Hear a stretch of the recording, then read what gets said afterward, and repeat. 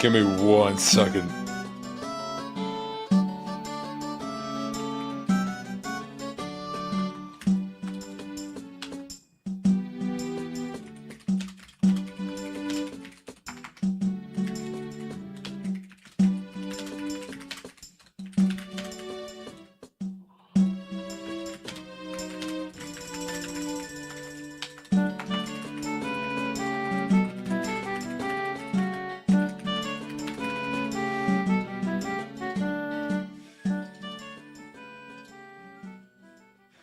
Okay, I think we should be good.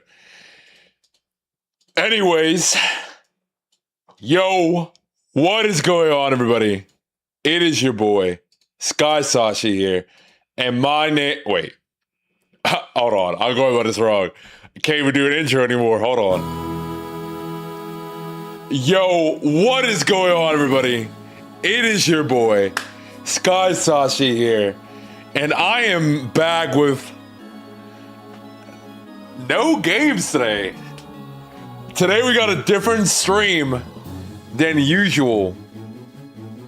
Today we're recording a YouTube video live on the channel.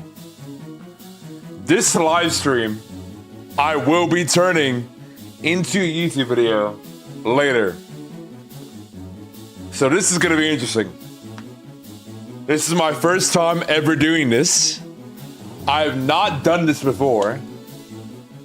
Genuinely never. But I'm excited. This will not be the last time that I do this. This will genuinely not be the last time that I do this. There will be more. There will be a lot more of this to come in the near future.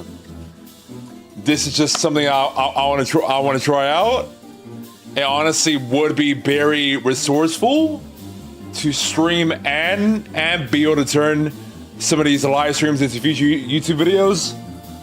It would help me out a lot, really. So, yeah, I'm excited. Hopefully y'all are excited too. Hopefully y'all are having a wonderful Wednesday, because I am as well. And yeah, as you can see, I already have the tier list pulled up. Every Legend of Zelda 3D dungeon and temple. I believe this is every single temple or dungeon in the game. Because we have Ocarina, we have Majora. Let me see, we have Wind Waker, Twilight Princess, Skyward Sword, Breath of the Wild, Tears of the Kingdom. I think we have everything here. I don't think anything is missing. Correct me if I'm wrong now. But I do not think we're missing a singular temple or dungeon here. But yeah. I think, without further ado, I'm gonna get started. It's time to enter my YouTube recording mode. Gotta do an intro real quick. Yo, what is going on, YouTube? It is your boy, Sky Sashi, and I am back with another YouTube video after a very, very long time. I know, it's been like 7 months since I made a YouTube video. We got a lot more coming. In fact, we got a whole Zelda franchise review coming soon, so stay tuned for that. But today, we're here, and we are gonna be ranking every 3D Zelda dungeon that we played after beating Tears of the Kingdom only a few days ago. We're gonna be ranking on a good amount of aspects here, okay? The music. How difficult is a temple or dungeon? How annoying is it? Is it a beginner dungeon, or is it in the middle of the game, or is it towards the end of the game? What is the mini boss like? What about the boss of the dungeon? There's a lot of aspects to think about. Creativity is also something that we'll be thinking about here as well. So, I think without further ado, let's get started. I think it's best if we start in the order that this tier list is already putting us in. So let's start with Ocarina. Okay, Ocarina. This is gonna be interesting. I'm not gonna lie to you. This is definitely gonna be interesting. Hold on. I think how I'm gonna go with this is that I'm gonna go and look at my older VODs so I can see just what we're looking at here. So I believe it's right here. Right here. This is where I was doing the Deku Tree. Hold on. Gotta skip a little bit further. A little bit further again. Wait, I might have already skipped it. I might have already skipped it. Did I already skip the dungeon? Oh, this is it. Okay. First ever Zelda dungeon in a 3D game. Inside the Deku Tree. This dungeon is very, very short. It's pretty straightforward. It's basically just teaching the mechanics of the game. I will say though, it is pretty unique for the first of its kind. Because there isn't really any other dungeon that takes place strictly in the tree from top to bottom. You know, there is some examples that might be similar to that when it comes to like foresty vibes, but like this like embodies it perfectly. But I don't know, there's not really a lot going on here. Like I said, it's really just a beginner temple through and through. You know, you're in and out of here if you don't get confused like how I did. Because I took like 4 hours to do this temple, okay? No, not even. Okay, I'm lying. 3 hours. I took 3 hours. No, not even. I'm lying again. I took, I want to say, like an hour and a half, maybe, to complete this temple or dungeon. And it's honestly not bad. It might seem a little bit confusing at first, but once you really, you know, figure out the mechanics and all, it's pretty straightforward after all. I don't really remember what the music is, though. Hold on. Let me pause the actual music that's playing right now. What was the music like in this temple? Oh, I missed. Because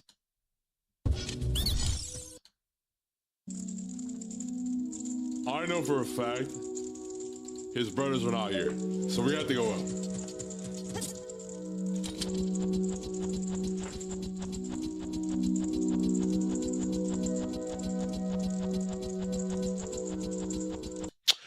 That's weird. Despite how creepy this area actually is, the music is very calming. I'm like realizing that. If I pull up again, hold on. Inside the Deku Tree music. Ocarina.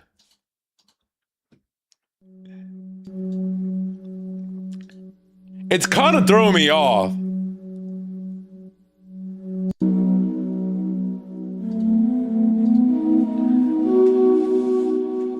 Is it eerie? I'm not really viewing the music as eerie too much.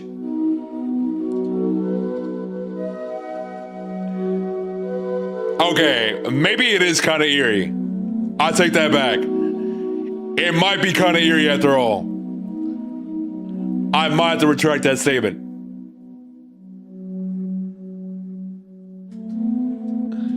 There's not really a lot going on. It's kind of like the same sound cues, like repeating over and over. But I like it though. I like this. It does embody the creepiness of the Deku tree. Exactly. It sets the mood through and through.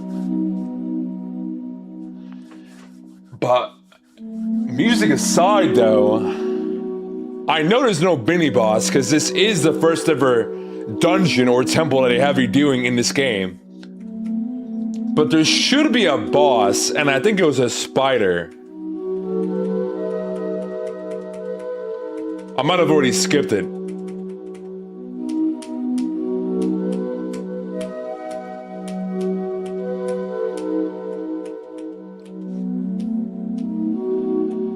Is there a boss?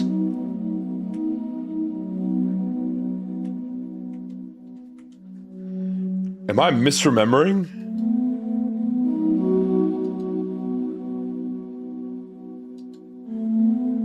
I have to be misremembering. There 100% is a boss.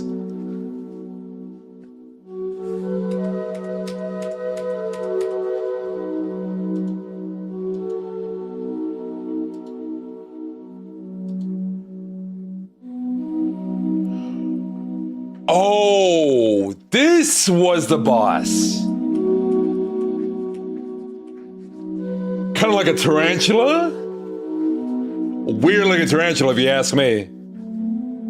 Or it looks more so like a scorpion.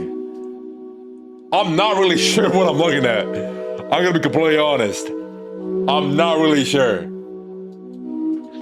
It's like a mixture between a scorpion and a tarantula. That's what the Zelda boss for the Deku tree is. It's very simple though. All you have to do is attack the eye, and that's pretty much it though. Nothing crazy about this ocarina boss. There's a lot more special ocarina bosses than this one. But it's your first ever boss in this game. So it's fine. It's fine if it has a simple gameplay loop in order to defeat it. I think overall though, I believe that this temple... Hold on. I just realized I have to rename everything. Amazing is at the tippy top. No questions asked. These are amazing temples. No matter what. And then after, it would be like good. Like, it's a good temple. It may not be amazing, but it does not mean it's anything but bad though. And I think after this, we'll put okay. You know, it's an okay temple. Nothing crazy about it. I don't think it deserves to be good, but I don't think it deserves to be bad either. And after this, we have like, it's not that great. It's not that great of a temple. Could be worse. Could be way worse. May not be the most positive experience I've ever had. But hey, there is a lot worse, and we're talking about bottom of the barrel. And trust me, there will be some temples in here that are bottom of the barrel, okay? Do not get me wrong. I can already think of some in my head. But for now, we gotta rate the Deku tree. And I'm gonna give it an okay. It's a beginner temple. There's not really a whole lot going on. I like the creepy aesthetic as well as the eerie music that you're hearing right now. But the boss and everything inside of it, all the Deku scrubs and all that, pretty simple overall. Very straightforward. Now we have Dodongo's Cavern. I honestly do not remember this, okay? You're gonna have to bear with me. Dodongo's Cavern.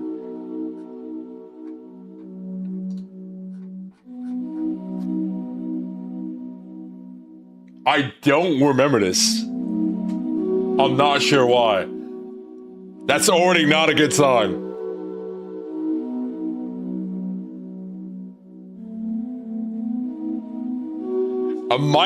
It could be worse here? Huh.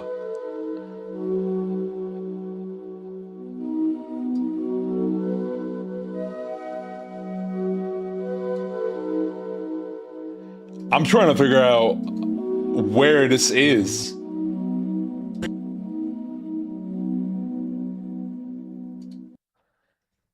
Because I don't remember this dungeon.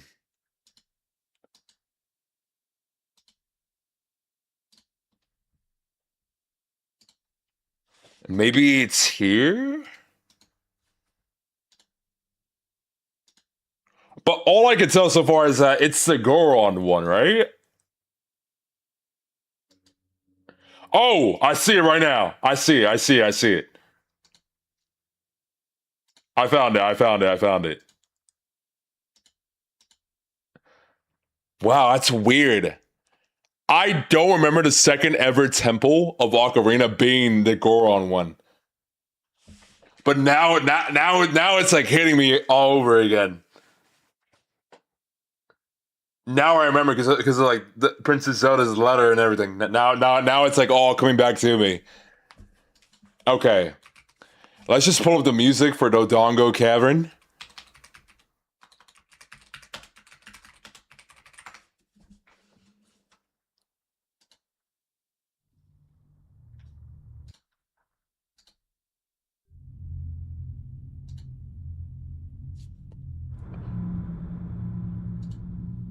Okay. Let me just say, Dodongo Cavern's music is straight up just ambience. Where is the music? What you're listening to right now is straight up just ambience. There is no music. I have to rate it more so as ambience than actual music. In that aspect, I would say Dodongo's Cavern is also pretty creepy. I will not deny that. But in terms of actual music, even Deku Tree did that better. And that's a beginner temple, mind you. They're spending way less time in than this temple. So I think we have to think about other aspects of this temple because the music is just not there. It's just only ambience. What's good, Splash Penguin? So I remember this temple. I remember getting stuck on this temple in a very infamous clip. This is a temple or area where you're introduced to bomb flowers. And I don't know why. It just was not obvious to me. I'm pretty sure I could pull it up right now. They're supposed to use bomb flowers in a certain area of this temple. Where is it? I will literally find it right now.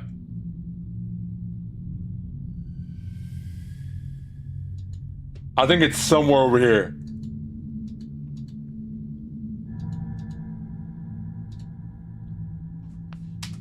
This is it. This is it.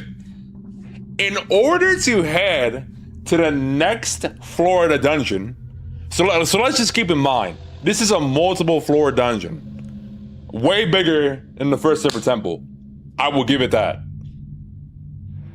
But I think this is probably just an issue on my part where I genuinely could not read the cues of this area and realize that you had to place a bomb flower in the middle in order to move the stairs up or bring the stairs out, really, and move on to the second floor. I did not realize that. So I don't think that's a fault on the temple. I think that's more so a fault on my part. And you're probably not gonna hear that for the last time either. There are gonna be some parts that are genuinely just my fault and not really an issue with the temple. Now, I cannot say that that'll be the same case for every single temple. There are definitely some flaws in certain temples that just make it extremely hard to navigate. This is not one of them. This is not one of them. Getting to the second floor of this temple is pretty straightforward. But I would say, I mean, this is just like a way more interesting temple than the beginning temple. This is like a proper first dungeon.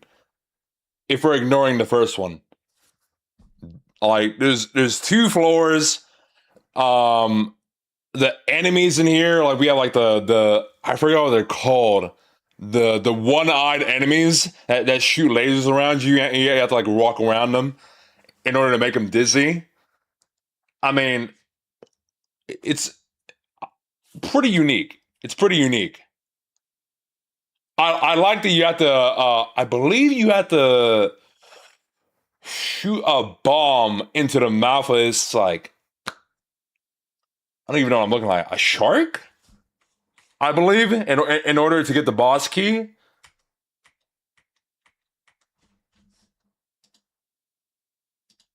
I have to make sure. Hold on.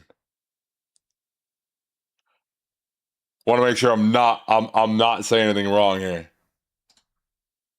Otherwise, it would be embarrassing.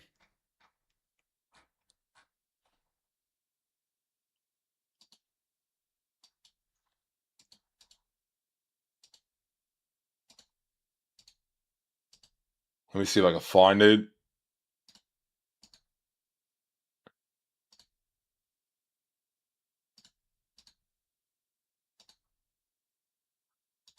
Yep, I remember.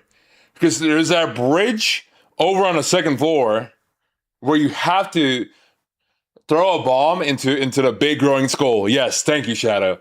And then you're able to get the boss key. I'm pretty sure.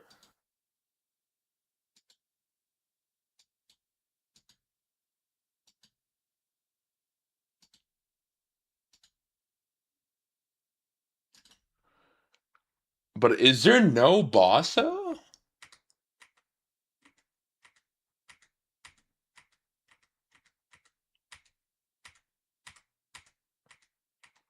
Why am I not seeing anything about a boss? Oh, I think we're about to see in a moment. It's like a big bird.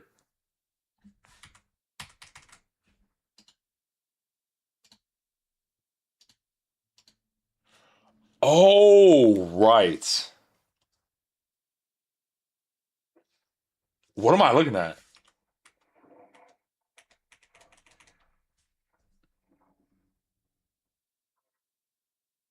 This is a big Dodongo? Is this what the Zelda boss is? A big Dodongo? I'm assuming so. Now what though? Wait, is that it? That was it? I don't really remember what Dodongos are, That but was a speed one right there. I would say this is way better than the first boss.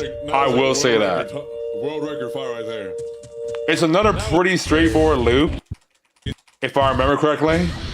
You literally just have to throw bombs into its mouth 3 times, then hit it, get a few hits in, and that's pretty much all you have to do. Avoid the lava as well. Okay. How many times do you need to do? Spot. Phase 2. Pretty straightforward loop. Yeah. Nothing special. Way better than the first one though, because in the first boss, you had to hit the eye over and over, and that's pretty much it. But in this one, you're able to use your dungeon item, which is the bombs that you got. So That was like that's why I feel it's more like a proper first dungeon.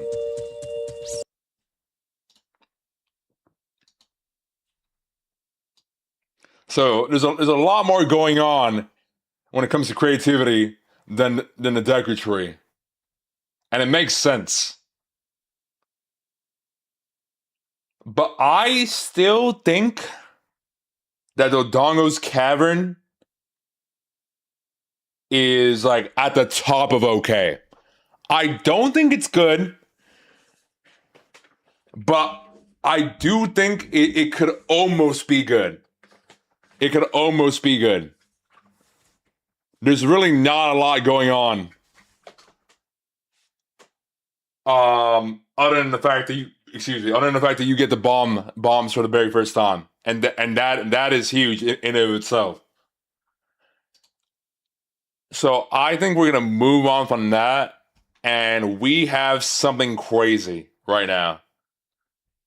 Jabu's belly.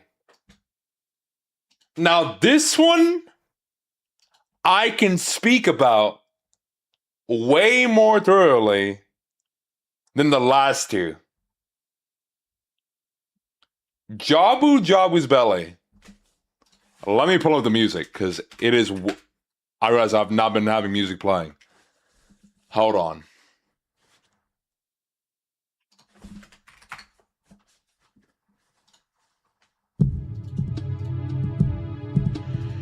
Jabu's belly.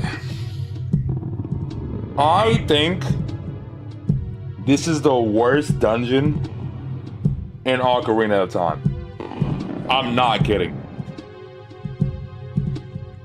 This is another one of those stone dungeons that you need in order to get the 3 pendants. In order to bring them over to the Temple of Time. But the amount of time that I spent on the 3rd ever dungeon that I've ever done in a Zelda game is absurd. In fact, I'm gonna show you what my thumbnail said, and it will tell you everything that you need to know about this dungeon. Right here, right now.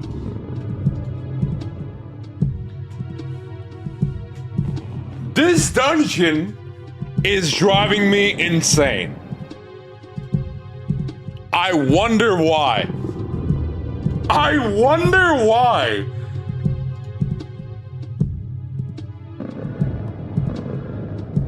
This temple?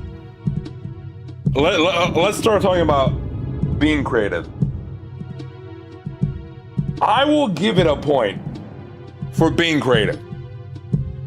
We have never had a temple or dungeon inside of a creature. But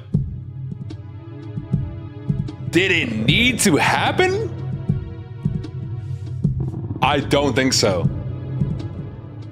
I don't think we needed a temple inside of a monster.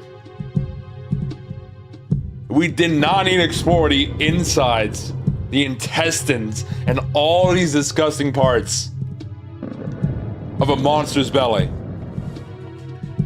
It was not necessary.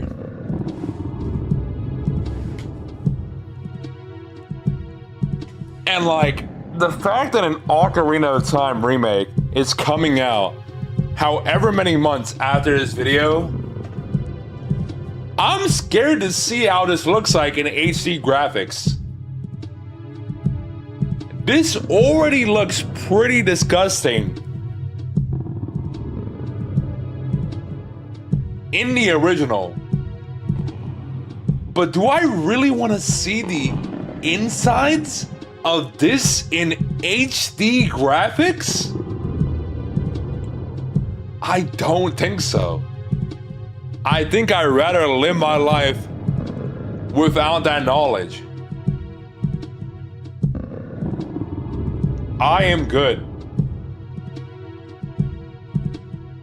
So yes, while I admire the creativity, I could have gone without a temple like this.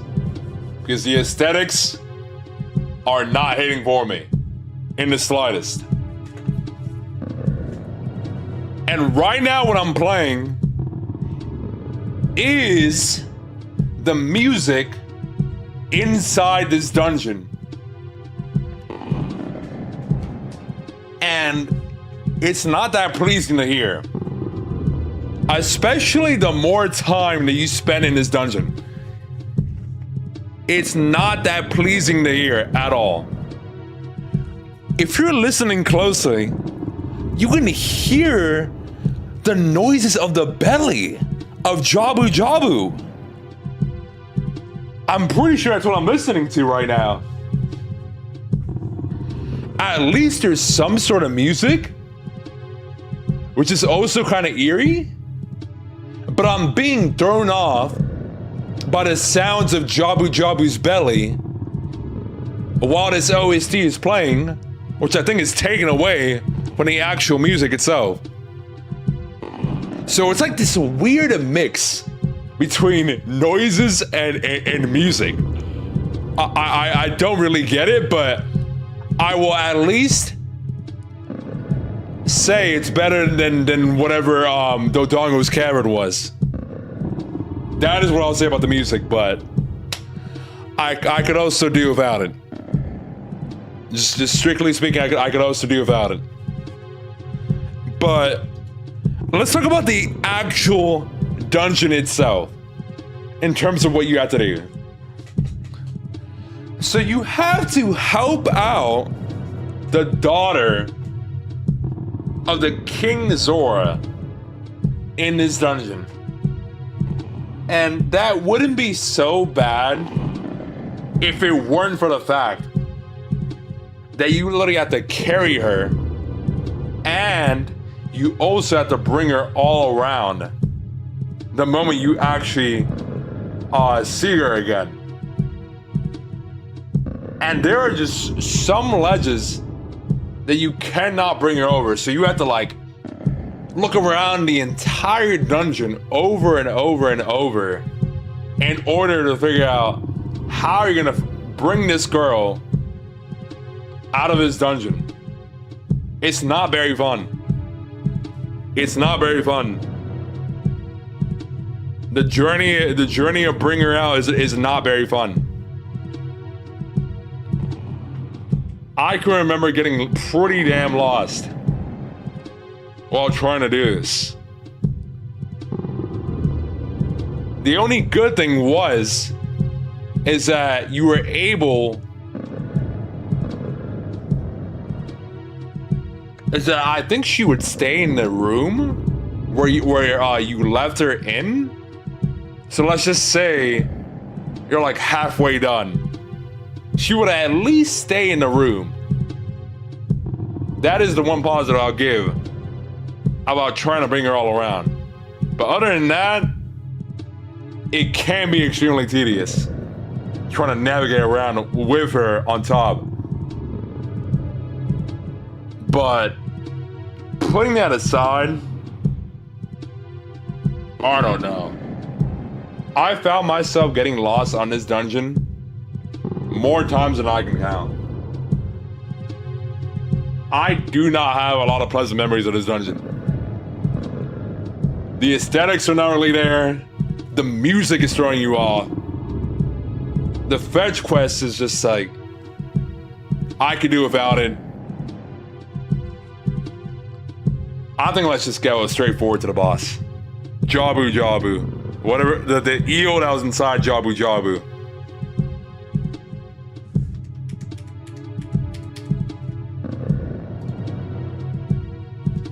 Where's the eel at?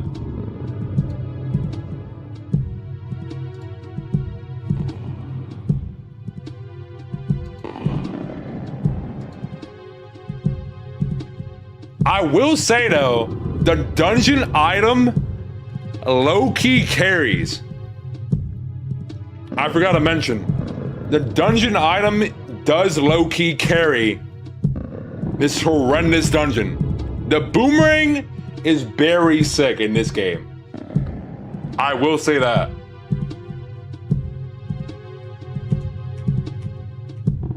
That is one of the biggest positives that I can name of this dungeon. Oh, I completely forgot about these These blobby guys. I don't know what they're supposed to be. I think they're supposed to be like... What, like Jabu Jabu's... I don't even know. What am I even looking at?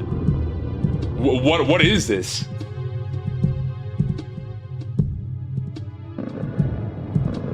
Like, I don't even understand. Let's just go straight to the boss.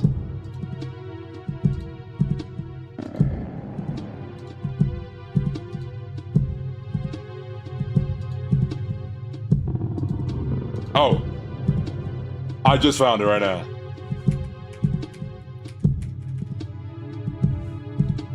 Okay, the boss? Well, I low-key can't see what the boss is.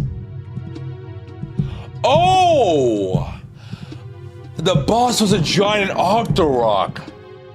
Why did I think it was an eel? I'm not sure why I thought it was an eel. Oh, this is the mini-boss? Oh, crap. Wait. So the Dongo Cavern did not have a mini-boss then? Am I correct on that?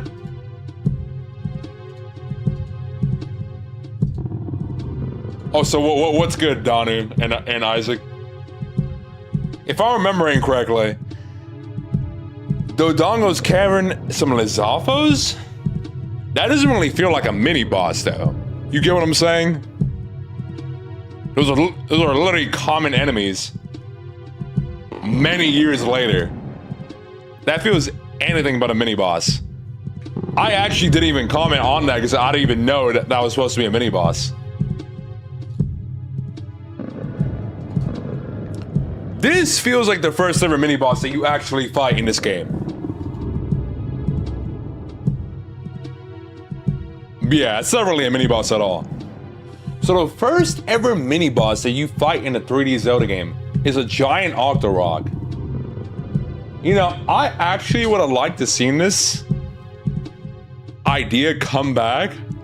Because I think Octoroks, like some of their best designs visually come from this game. Because I don't know why, I find them pretty funny in this game. Like, this is some of their best looks. So I like the mini boss.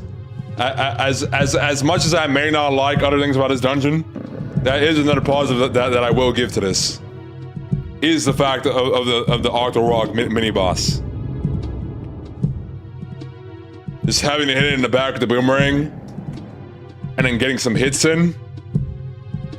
It was a little bit tedious though, when it came to like hitting it from behind. But overall, not too bad. I did like the mini boss after all. But now I think the actual boss should be somewhere around here.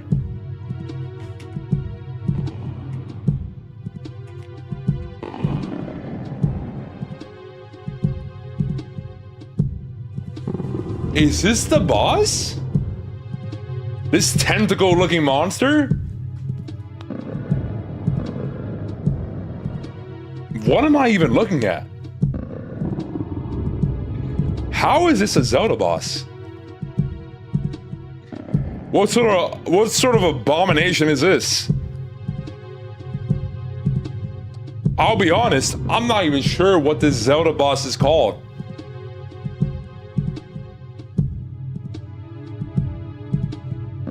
This is very strange.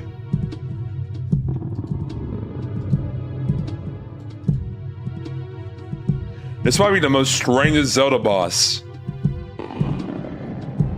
in the 3D Zelda games. Quite possibly ever?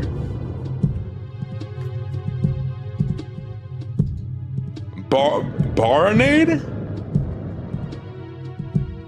So it's basically a bunch of barnacles. That's what the boss is. Huh.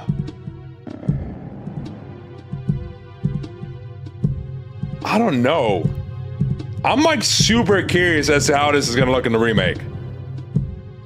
Like, it's a bunch of barnacles that you're fighting.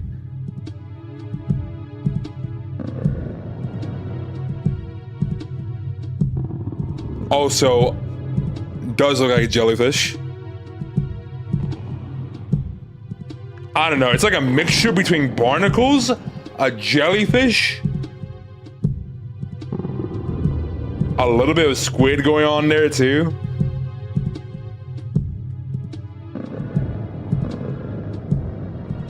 It's strange. But from what I remember, all you pretty much have to do is hit its tentacles. And once every tentacle is down, then you can just go in for some hits. Ugh, and it also it dies in a very disgusting manner. Look at all that guts on the floor. That is disgusting. I will say though, it is creatively weird. I kind of like that. I kind of like how weird it is, because I don't think I've ever seen a Zelda boss like that again. So a low-key might just be something that's unique to its time. So that's another positive that I'll give it, but overall, this dungeon has a bundle of issues. There's some positives like the mini-boss, the actual boss itself, and the dungeon item. But overall, it is far and few from being my favorite. I'm gonna have to rate Jabu Jabu's belly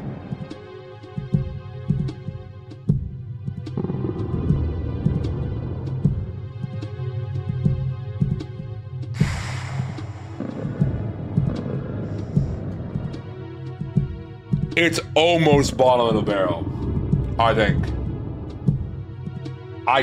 It's kind of hard.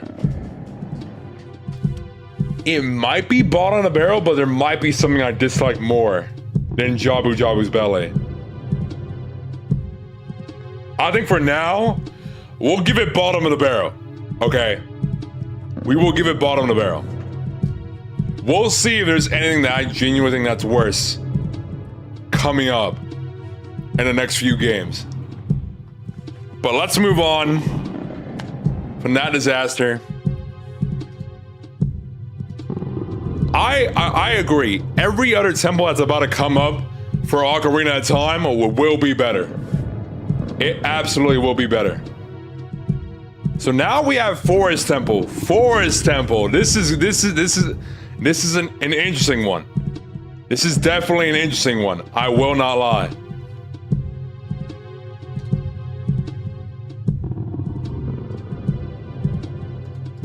Hold on.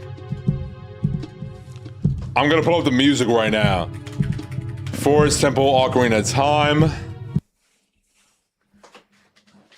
This is one of the first Sage temples.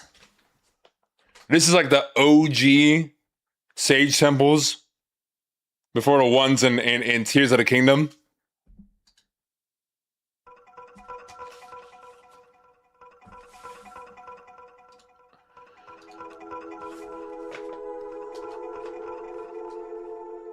The music.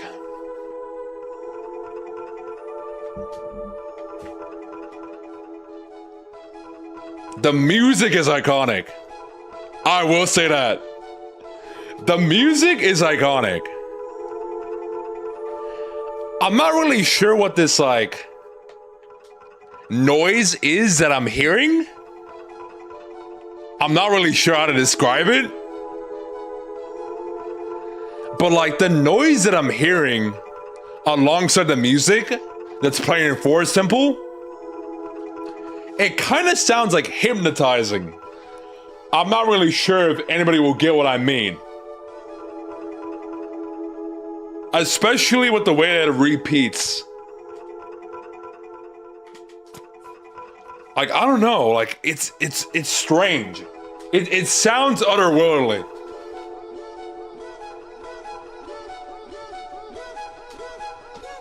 But I think it fits with the temple. Because I think this temple does feel otherworldly. when it comes to the aesthetic. Ethereal, exactly. Exactly. This is easily the best music of a temple that I've heard so far. It's otherworldly. I like the music that plays with the sound. It's very serene. It feels like straight out of a fairy tale. But now, when we think about the actual temple itself, I did not have problems with Forest Temple. I remember thoroughly enjoying this. Through and through. If I remember correctly, hold on.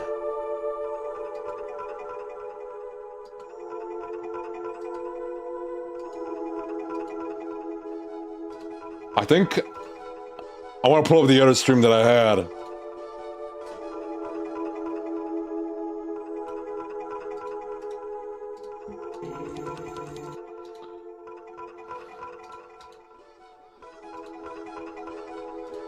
Okay, I wanted to see if there was like any outdoor part of this temple, but Forest Temple is actually very, or not very, it is completely indoors. The most forest part about the temple is the entrance.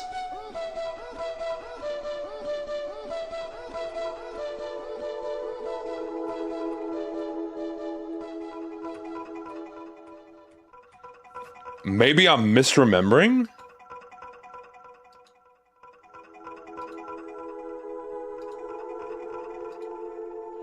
It does have these courtyards. Okay. This is exactly what I was looking for. I'm like checking, like, I know this is not the only like outdoor area.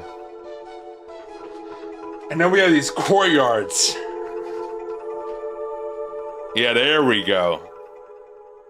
Now I can actually remember the aesthetic of this temple overall. The aesthetic of this temple is actually 1-to-1. It's weird though. Like, what's like the best way to describe this? I think the best way to describe the aesthetic is that it sort of reminds me of like a mixture between Hyrule Castle in a way. Like when I first remember entering Hyrule Castle,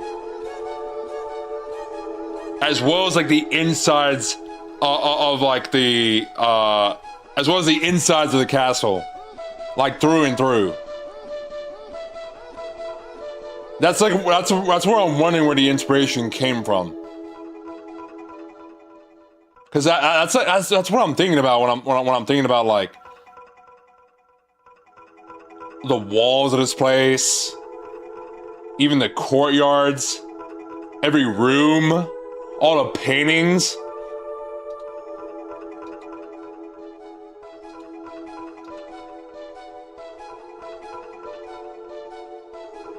But then there's some trippy parts about this temple.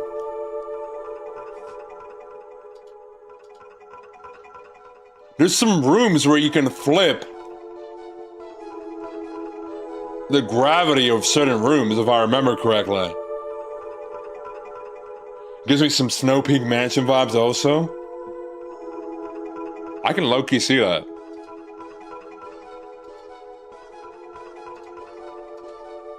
It should be an example of what I'm talking about. Hold on.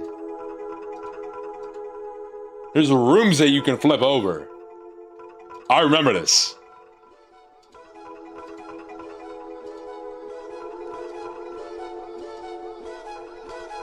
Where are they?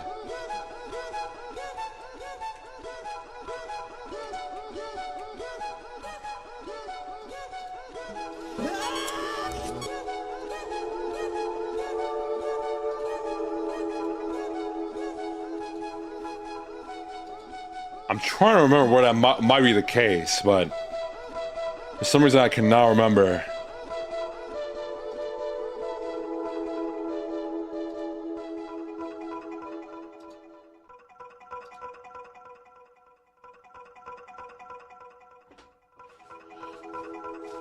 Oh, I remember this. This is that one booby trap area.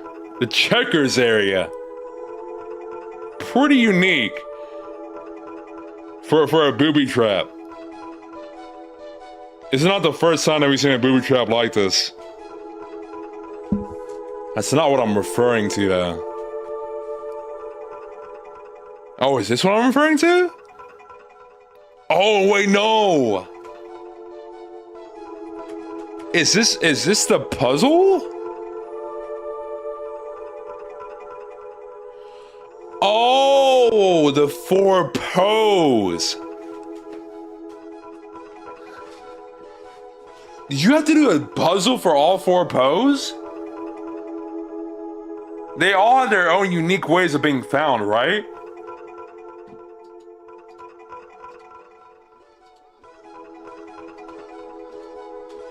I'm pretty sure each Poe individually had their own unique way of being found.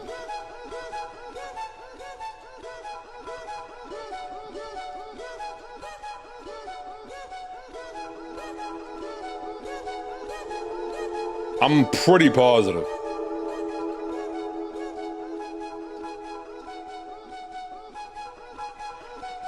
Okay. The music's great. The aesthetic is very similar in essence to Hyrule Castle. And the dungeon item, the bow is revolutionary. Let me just say that. Getting the bow is actually life-changing. You're gonna be using this bow for the entire game. And you get 30 arrows with that. Easily a top tier dungeon item to get. There's no doubt about that. There's no denying that. But I think what I could talk about more though is the story of this dungeon. Essentially, in order to fight the boss, you have to find 4 pose. Some are within paintings, one you have to do a puzzle for, and I kind of like the fact that there's a story like that in a dungeon. It's always interesting to me in a Zelda dungeon when there's like all these side objectives. And I think finding these 4 pose and lighting up the 4 torches in the middle in order to go fight Phantom Ganon, I like that. I like what you have to do. This is what I was talking about. This is exactly what I was talking about. There's so many cool things about this dungeon. This was like the first weird dungeon. In terms of illusions and all. Like the best way to describe this dungeon is that it straight up feels like it's out of a fairy tale. Out of like a children's book. Which is crazy because you're playing this as adult Link too. Feels like a children's storybook. That's the best way to describe this dungeon. And I think that's why I like it so much.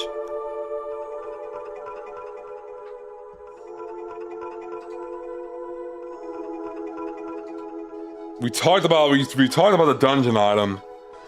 We've talked about the aesthetics. But when it comes to the boss itself,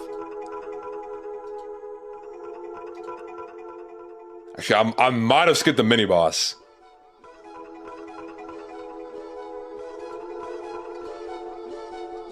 I don't remember what the mini boss was.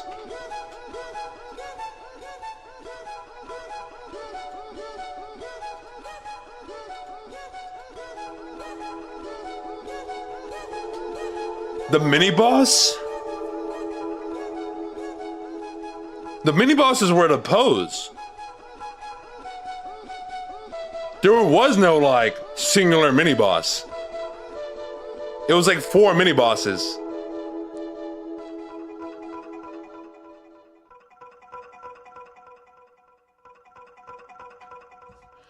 Oh, the mini boss for the dungeon item?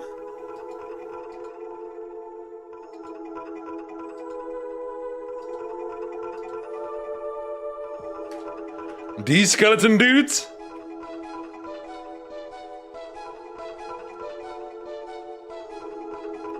I mean, I don't know if I really consider this a mini boss. But I guess according to the game, it is a mini boss because you have to defeat these big Stalfos in order to get the dungeon bow. So I guess it counts, but it's not really that interesting.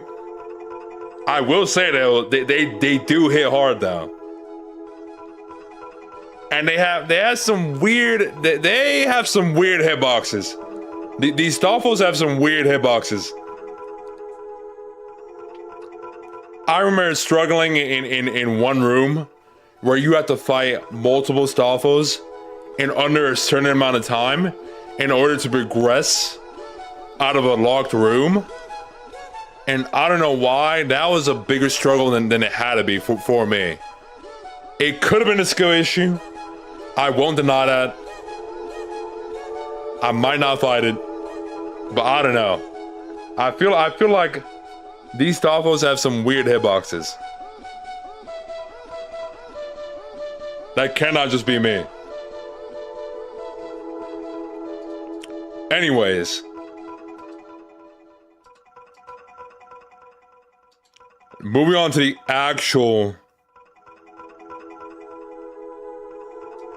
boss itself.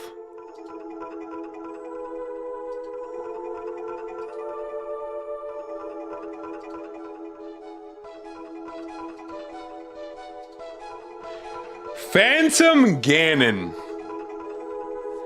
The first ever time we saw Phantom Ganon in this game. It's a great boss. It's the best Zelda dungeon boss so far.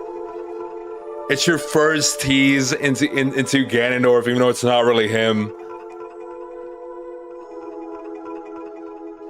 I think having to shoot and predict which painting he's coming from is awesome. I like it.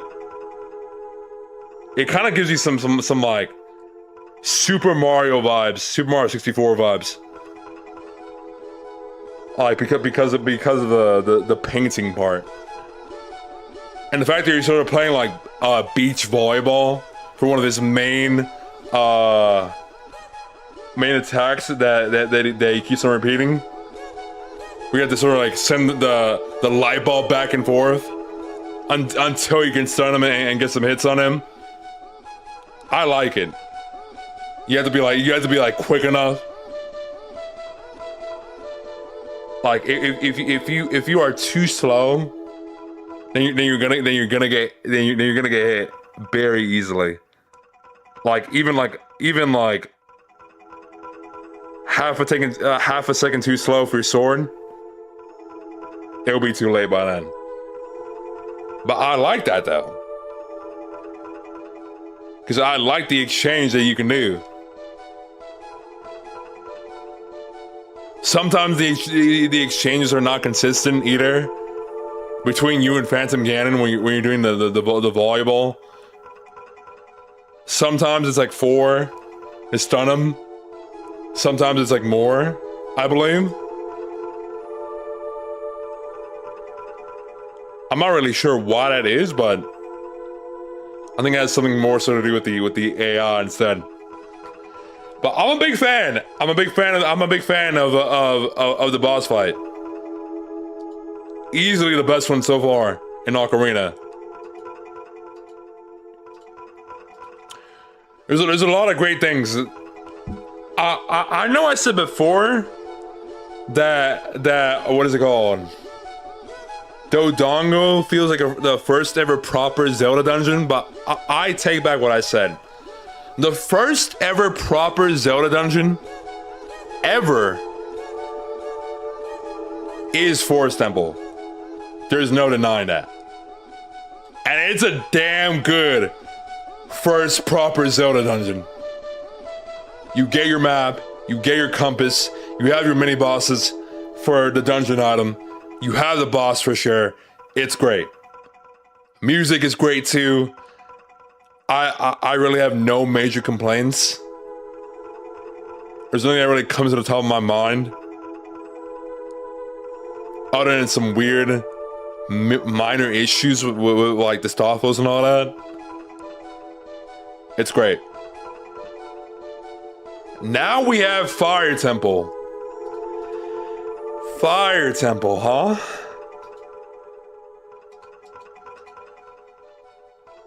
This one is definitely interesting.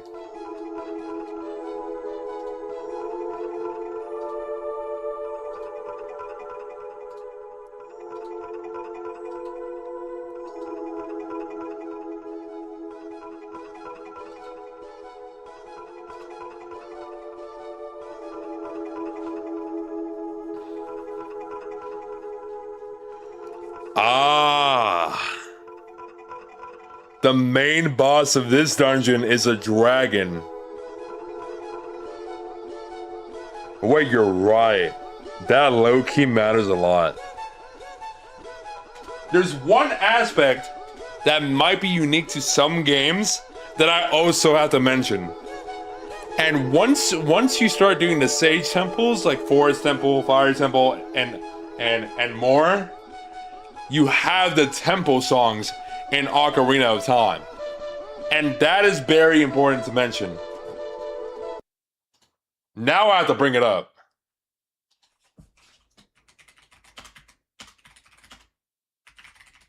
This cannot be ignored.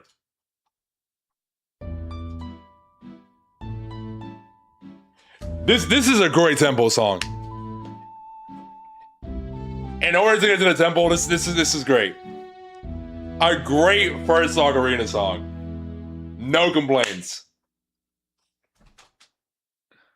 Easily give that like a 7.5, maybe like an 8 out of 10.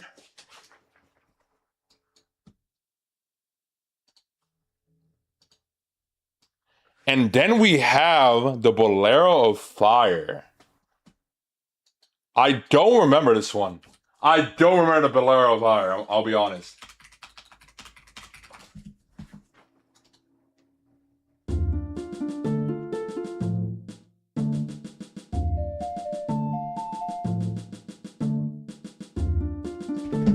Ooh. This sort of feels like military music. The beginning of the song reminds me of like a military march.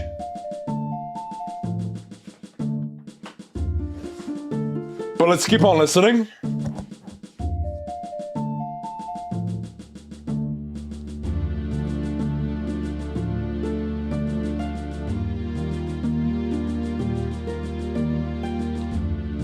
I like this part. This is a weird extended version. Am I listening to the wrong one?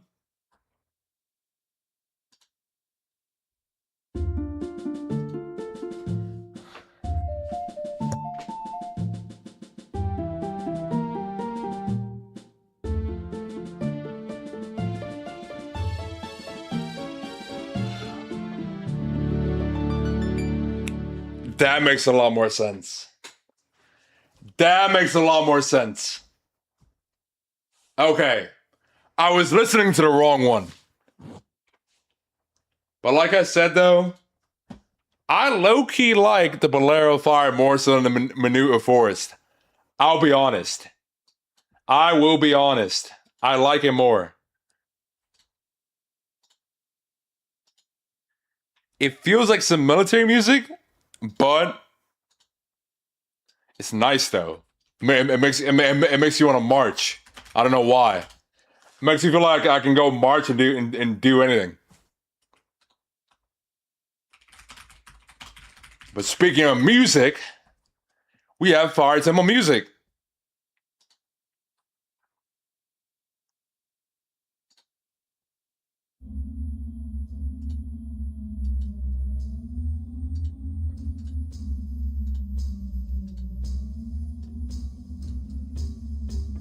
Hold on, gotta let it kick in.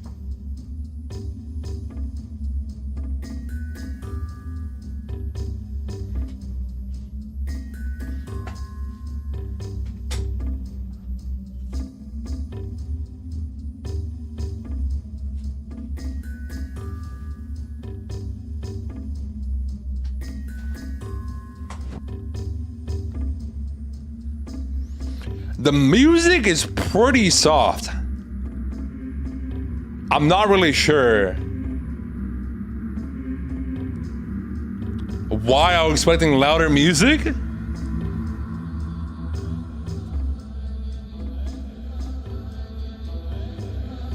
Oh.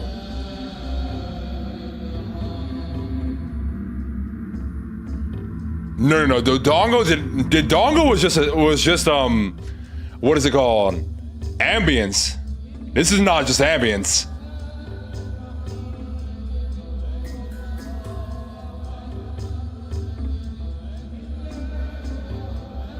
And this is the band chanting version? Wait, what do you mean? What do you mean the band chanting version? Wait, is it not the right one? Chanting version. Wait, there's two versions of this song? I didn't even know that. Wait a minute, I didn't even know that. What? There's two versions of Fire Temple? There's a chanting version and a non-chant? Oh. Oh. I did not know that.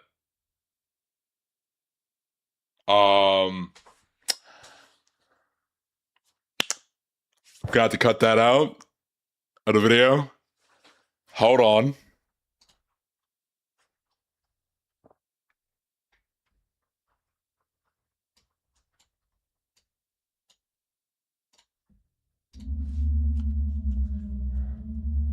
All right. I did not know that.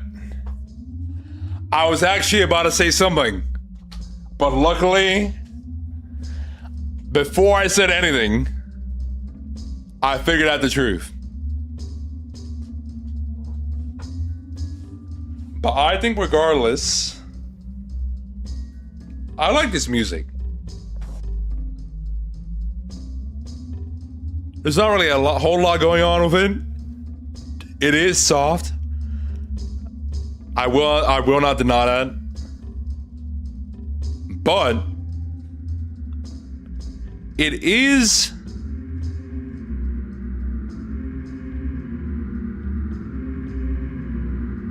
I'm not gonna lie to you, a lot of these songs sound eerie. When this part of the song kicked in, a lot of these songs sound eerie. There's like a certain part of like almost every song that I've heard so far that sounds eerie.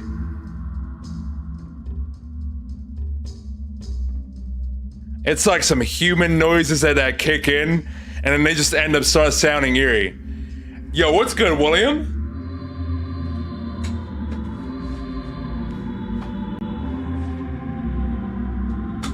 But I think overall though, I don't know. Very eerie music, but nonetheless, Fire Temple. I'm a fan of Fire Temple. I think even more so than Forest Temple. The entirety of this temple takes place in a volcano, and it's pretty straightforward. Maybe even more so than the Forest Temple. Because in Forest Temple, you gotta find the 4 pose. But in this game, all you have to do is... In this temple, all you have to do is free the Gorons. So it's not really the first time in a Zelda temple. Or I mean, this is the first time that we have a temple where we're like freeing everybody. But it's certainly not the last. It is most certainly not the last. This is the ranking so far, William. Forest Temple, good. Dodongo Cavern and Deku Tree, okay. Jabu Jabu, bottom of the barrel. Okay. Bottom of the barrel.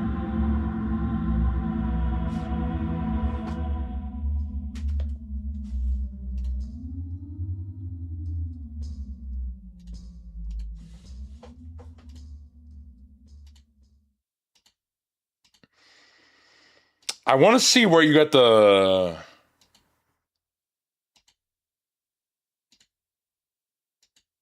Get the hammer. That's what's making me curious right now.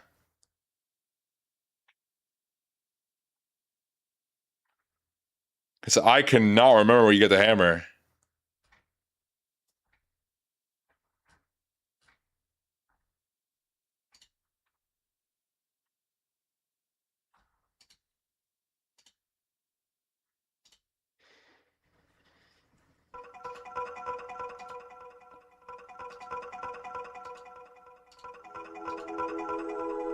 I will say though, the structure of Fire Temple can get a little bit confusing upon the first time that you're playing. Because this is more than one maze layout that's within the insides of his temple.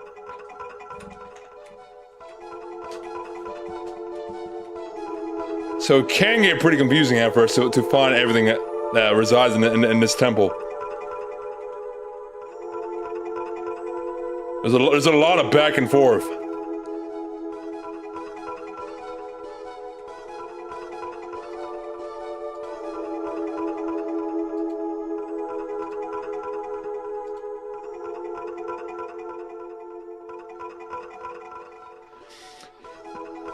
This part was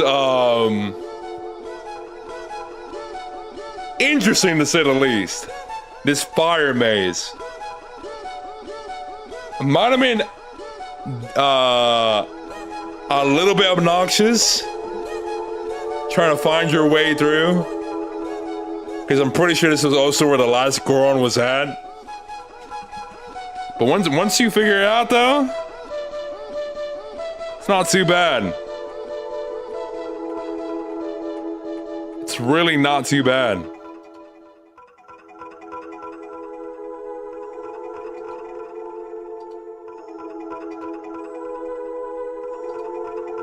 As you can tell, like I said earlier, a lot of backtracking. Oh, I remember this mini boss, the fire dancer. This was a sick mini boss. Now let me tell you, some of the mini bosses in this game can be sick, and this is one of them. This fire dancer, and it becomes like a little guy.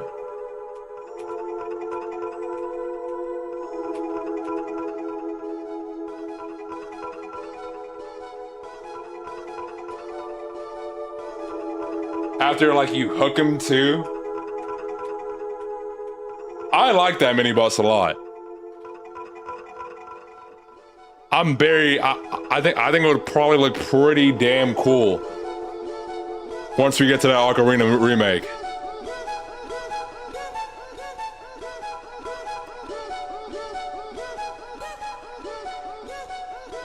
That was not the mini boss for the hammer though. Wait, was it?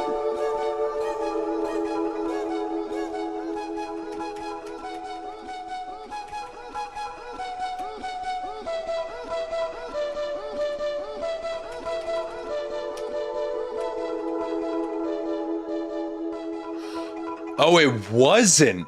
You get the hammer in literally one of the bottom floors of the temple. There is no mini boss for the dungeon item. Weird. I think this is one of the only dungeons, one of the only sage dungeons where you don't have to fight a mini boss in order to get the dungeon item. I find that a little bit strange, but it doesn't really completely take away from it from anything really. Maybe it does even leave a little bit to be desired, but it's not the worst though. Ain't no Jabu Jabu belly. That's for sure.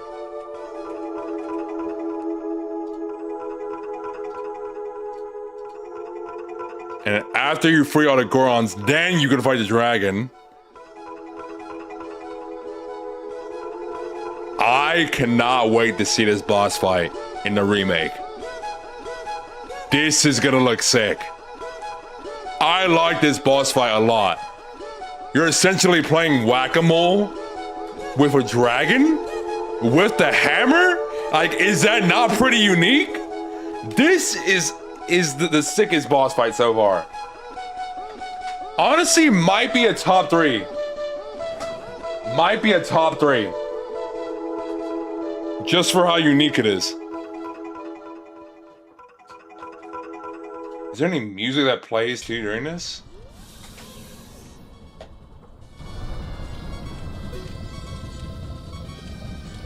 There is music that plays during this too. Oh shit. Oh shit. Wait, let me listen to it? Hold on. I want to listen to it without the stream audio.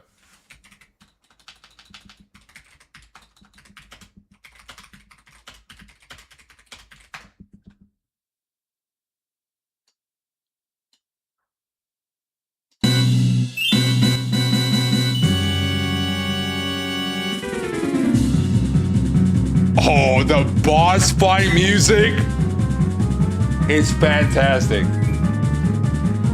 I have to be wary of the boss fight music. I have to be wary of that. This clears the Fire Temple music, by the way. You don't get to hear this for long, but this clears the Fire Temple music easily. Oh, so I will be streaming the Ocarina of Time remake day 1. This might be my favorite OST I've heard so far, and it's a boss fight OST, so it might not be too surprising that it's my favorite. It might not be surprising at all, but yeah, I think overall, this dungeon is great, man. It's great. I love the boss fight. The boss fight music is great as well. Everything takes place in a volcano. Yeah, you can get lost. There's a lot of backtracking in order to find all these Gorons and freedom, but the aesthetic of the temple, I'm a big fan of it. I'm a big fan of it. It kind of reminds me of Indiana Jones a little bit. I'm gonna give this. I'm gonna put this at the top of good. It's almost amazing. It's genuinely almost an amazing temple. I'm not even kidding.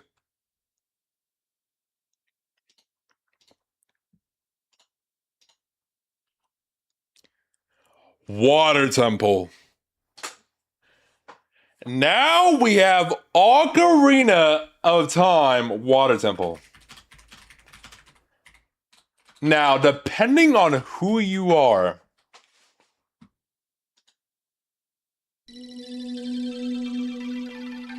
you either love this or hate this.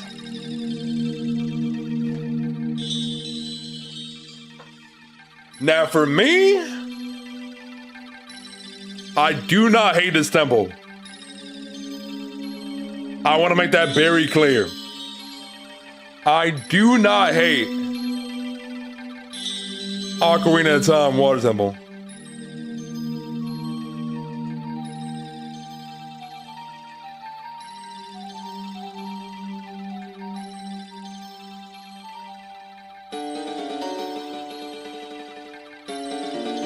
Hold on. Before we talk about anything though, we have to talk about the Ocarina of Time Water Temple song.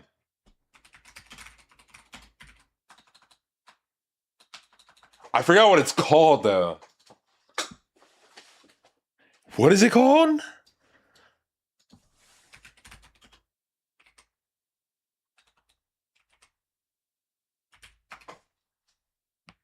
Serenade of Water.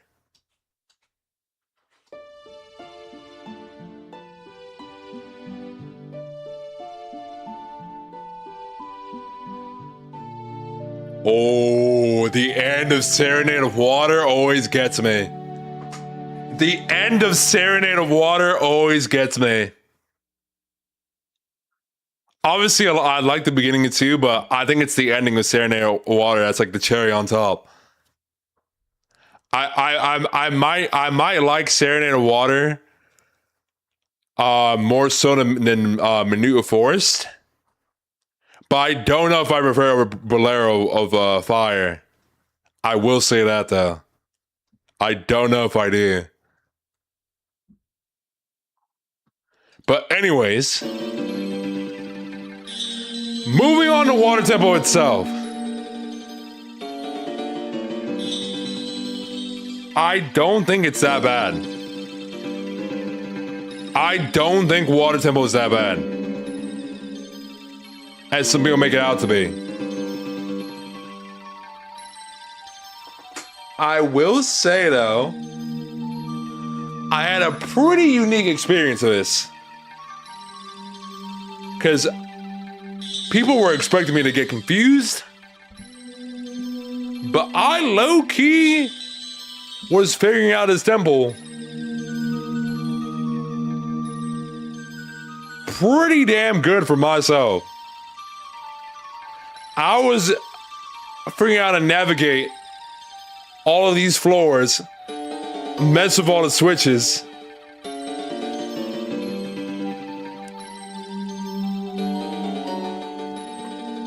Honestly, way faster.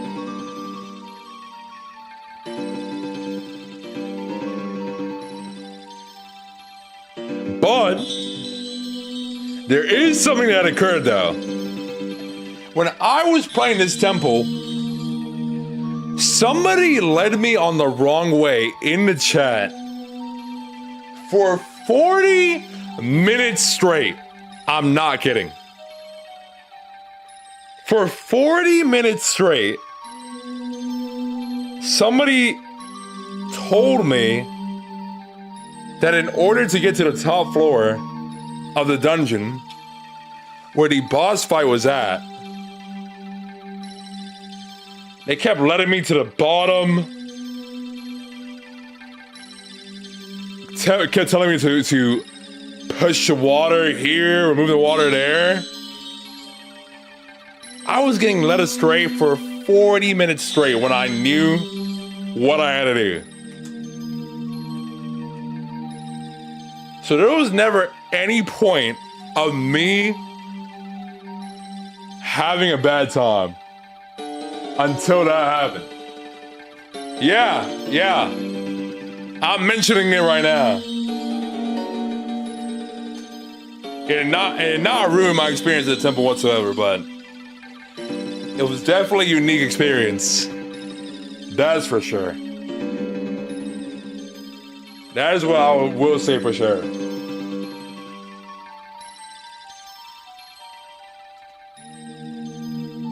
But yeah, like I'm saying though, this temple's fine. It's not amazing,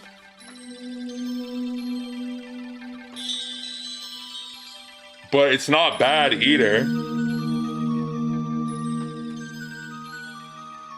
I like the aesthetic of the temple. and how you have to navigate underwater and figure out when you want to drain the water or not in order to progress to the third floor. It might be good. Maybe. I'm honestly considering it. I do not like these clam enemies though. I will say that. I can do without these clamshells. I was honestly struggling with them a teeny tiny bit. Maybe a teeny tiny bit. But overall, I think I did enjoy my time here. Now, when it comes to the music, this is some strange music for a water temple. This is some strange music that you're listening to for a water temple.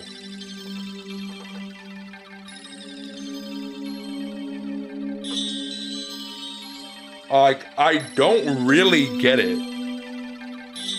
Maybe I do? Because it's supposed to be tranquil? That's how I'm reading it, but I don't know. I don't know if the music really fits the tempo for me.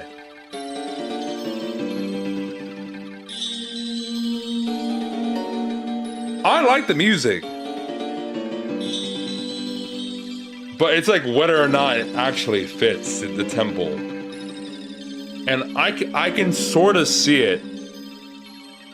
Just maybe not completely.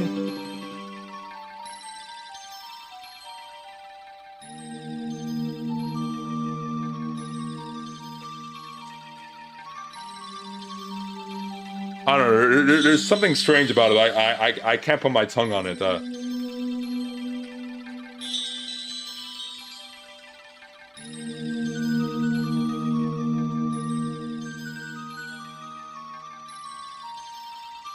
It would be interesting if there was something similar to like Zoro's Domain, maybe? For the temple music, but I don't know.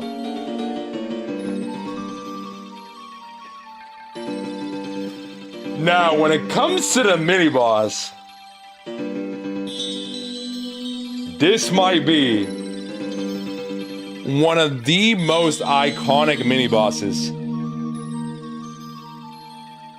in a Zelda game ever.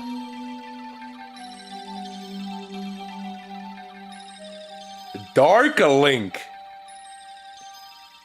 is goated. I have no complaints about this boss fight. This is easily my favorite part about Water Temple. And it might low-key carry it from a high okay-ish rating to like good. That's how good I think this mini boss is. Like, come on, we're in like a mirrored world,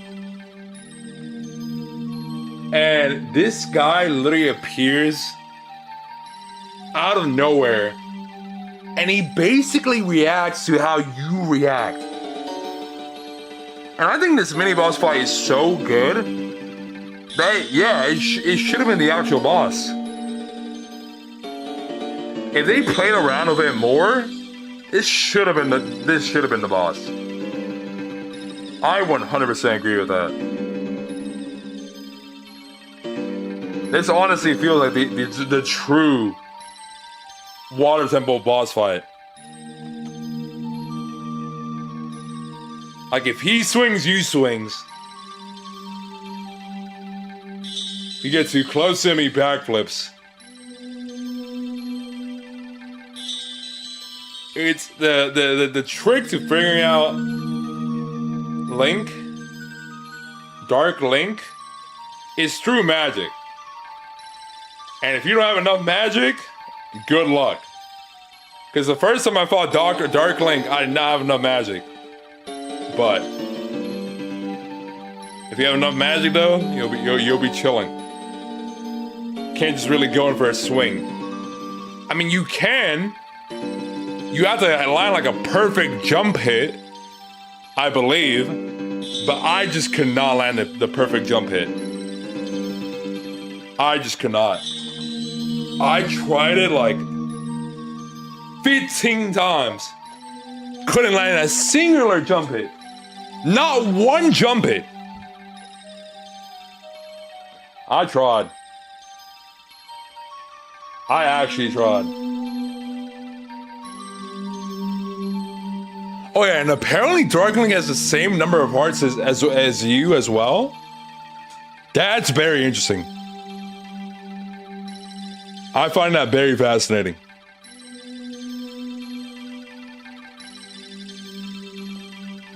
But now let's talk about the boss.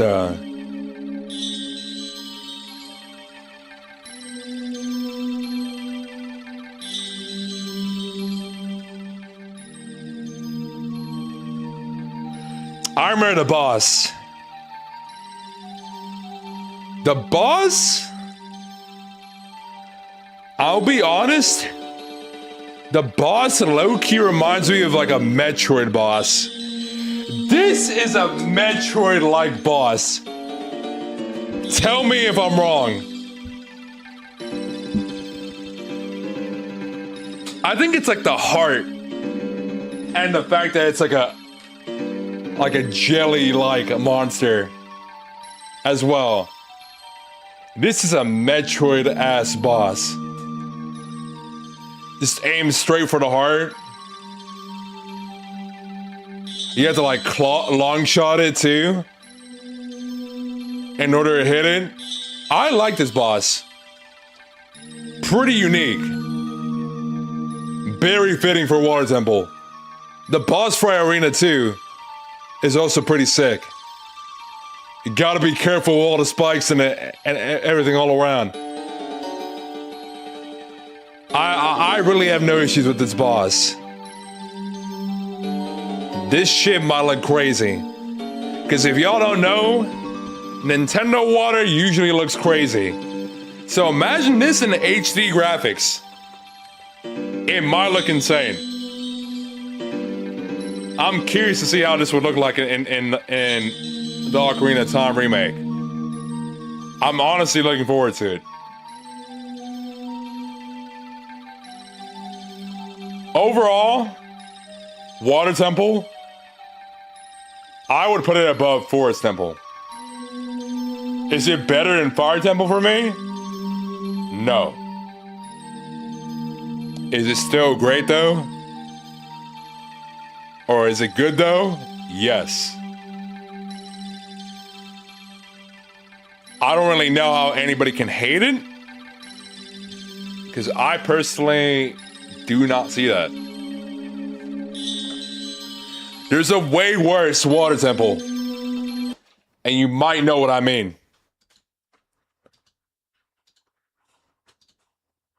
But that's a talk for way later, though. Way later.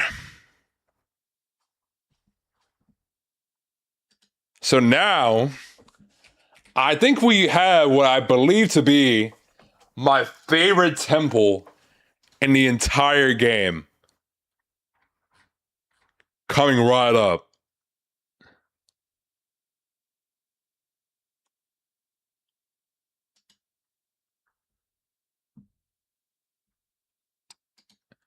Hold on. You're low-key spoiling it, Oyster.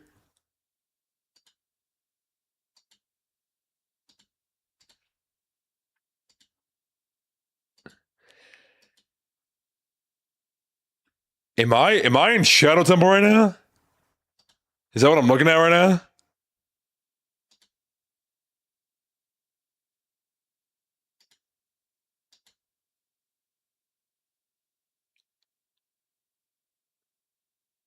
I can't. Wait, Spirit Temple is different. Yes. This is Shadow Temple. Maybe I'm thinking of Spirit Temple. I don't know. We're about to find out.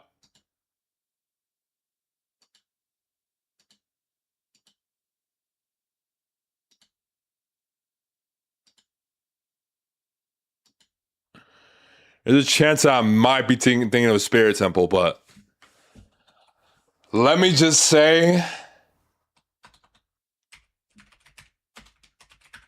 let me pull it up right now.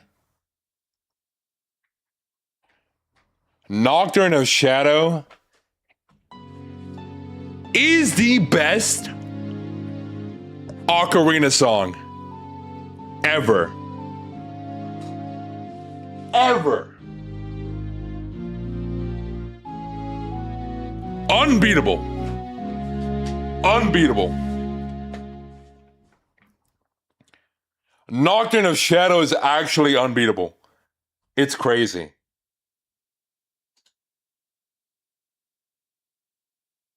Like, I don't even remember Spirit Temple's ocarina song, but Nocturne of Shadow, like, I genuinely cannot forget that.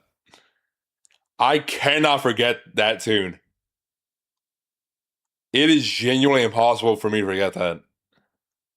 It's like embedded into my brain forever. Easily the best ocarina song.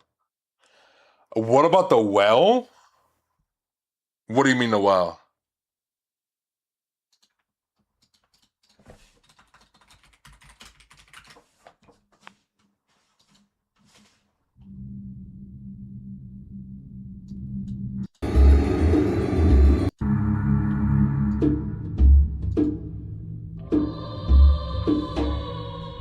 That's crazy.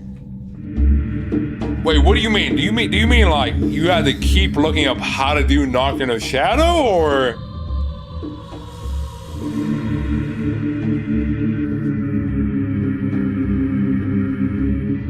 I'm assuming you mean like the notes.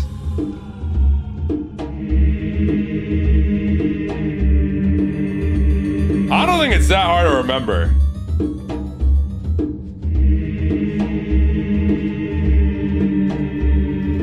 Where you get the lens of truth as a kid. No, the whole song? You're forgetting the whole song?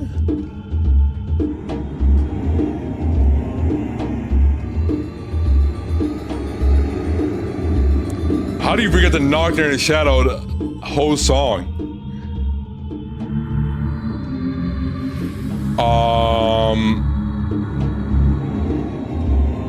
It might have been here?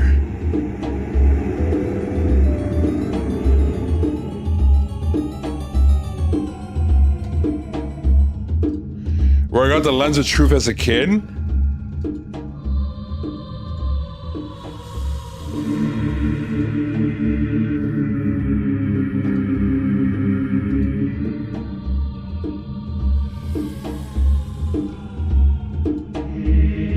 I don't remember when I got the lens of truth.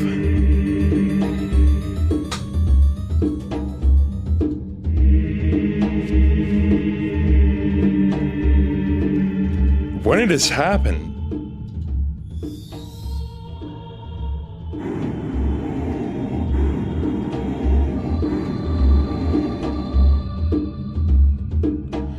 I'm already in the temple.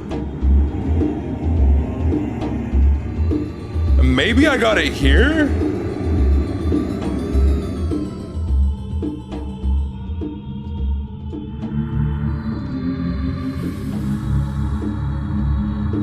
I didn't get it then. It has to be here. That's fire arrows.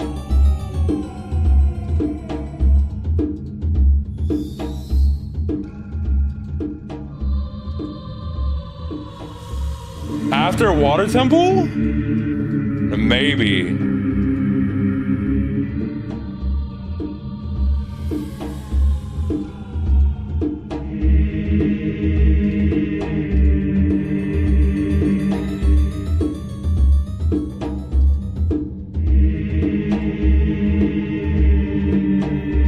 Nope, that's me getting Epona.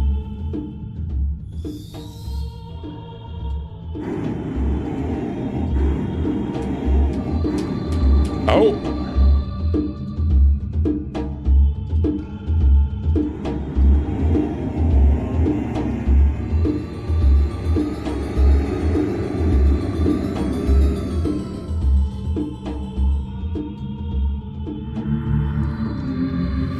Should be looking at it soon then.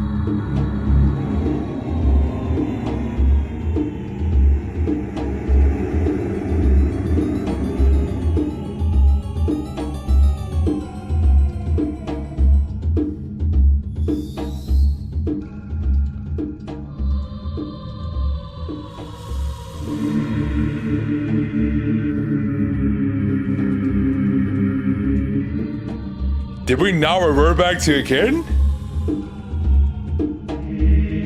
I'm already in the temple by this point.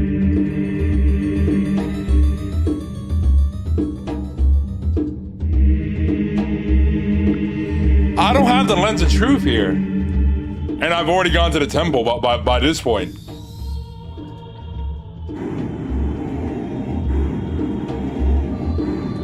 Before this?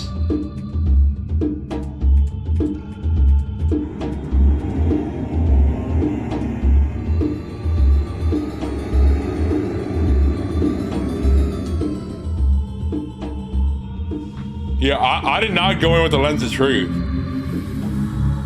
Oh, I think I know what happened. I think I got stuck. I think I got stuck. And got it probably after. Because you don't have to go in with the lens of truth. I'm pretty sure that's what happened. Anyways, we have the Shadow Temple. As you can tell by the music that's playing, I like the music. Easily the creepiest music by far. The creepy singing, I'm a fan of. Not the first and last time we hear music like this in a Zelda game. And whenever you do, I'm a big fan of that type of music. But this is like the first time that we heard like this type of music in a Zelda game.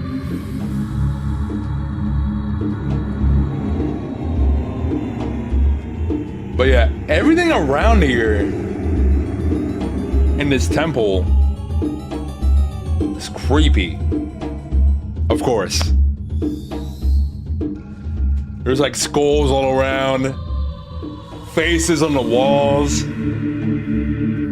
Kind of feels like you're being watched wherever you go in this temple.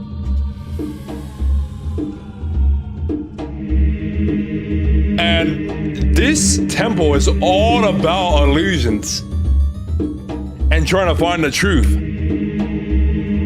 I like that. I like the idea of trickery. I'm surprised we didn't really get another temple like that. If I remember correctly. Where there's like a bunch of illusions. And you have to sort of like navigate your way through. I'm trying to think of like another example, but I can't. I think that's what makes this temple so unique. The invisible walls. One of them being real. Oh, and this also had the Gabitos. That's iconic. I'm kind of scared to see what the Gabitos are gonna look like in the remake. It's scary. It's a scary thought. But in this game, they're great though. Very disturbing faces.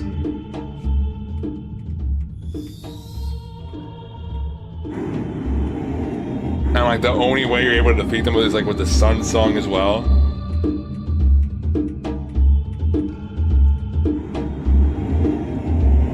Oh yeah, I forgot about these.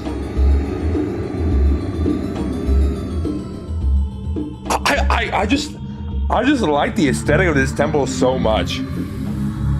Everything fits so well. It's insane. You know what this sort of feels like?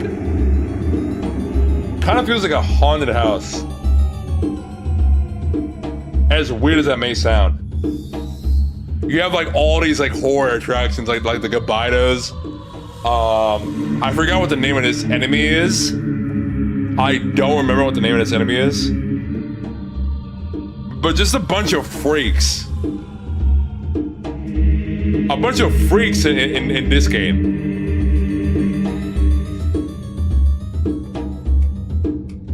I'm a big fan of it. The hover boots. The hover boots are sick.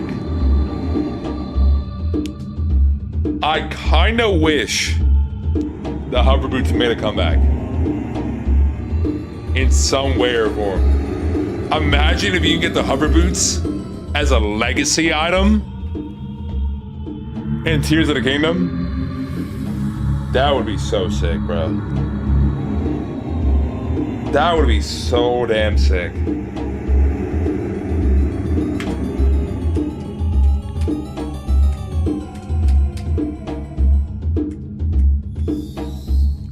It's not my favorite dungeon item, but it's a cool idea.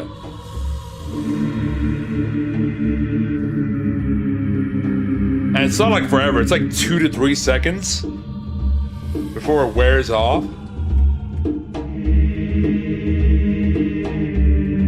So it's honestly a pretty limited amount of time that you can hover in the air. He's made it to Iconic Castle. Good shit, Oyster.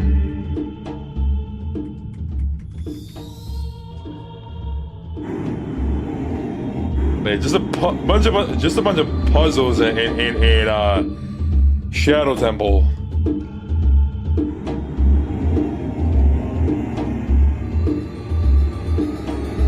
In order to navigate your way through. I think the idea of the Lens of Truth revealing hidden platforms, as well as, I believe, hidden rupees as well. Pretty sick idea.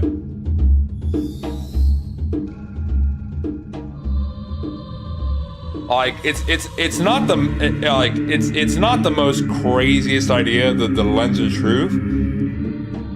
But for the purpose of this temple, I like it.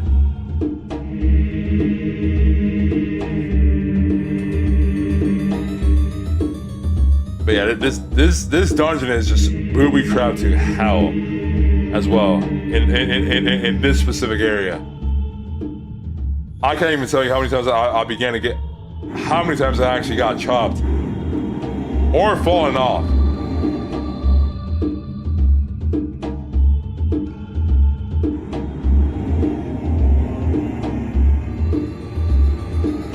Like this dungeon feels like it's straight out of a horror movie. That might be why I love it so much.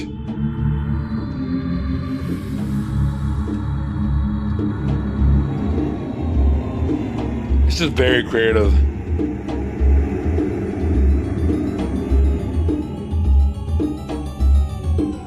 I cannot wait to see this in HD.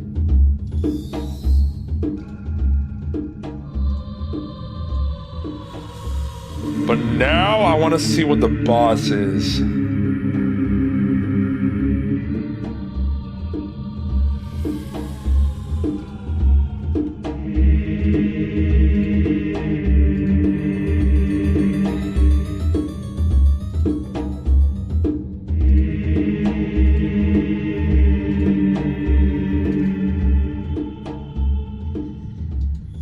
This temple is also pretty damn long in comparison to the other temples.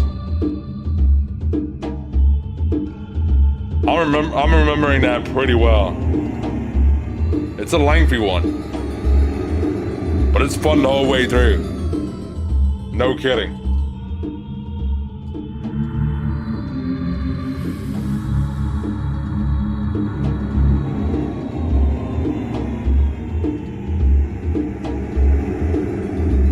Oh yeah, you even have the fans too.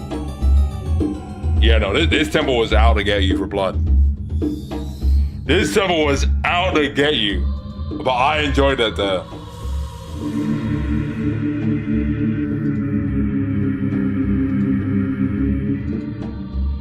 Oh, you even have the ghost ship too? The ghost ship is so sick. The ghost ship? Nah. This temple is great. This temple's amazing. This temple's amazing. Everything about this temple, oh, it's so good, bro.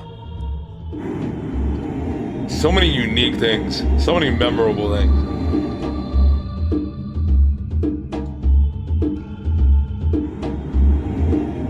Even getting the boss key is fun as well.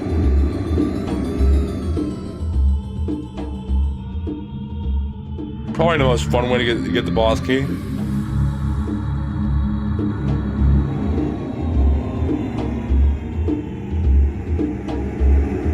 Also, another cool sequence with the lens of truth as well.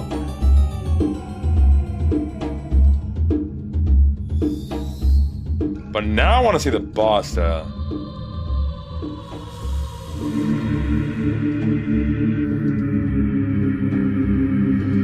Oh, the boss. The boss. The boss? Greatest Zelda boss in Ocarina. Greatest Zelda dungeon boss. My bad. Bro, could you imagine this in the remake?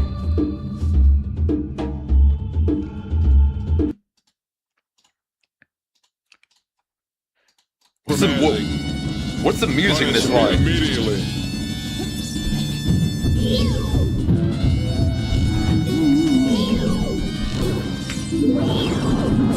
Like, why are you telling me what Bongo Bongo is?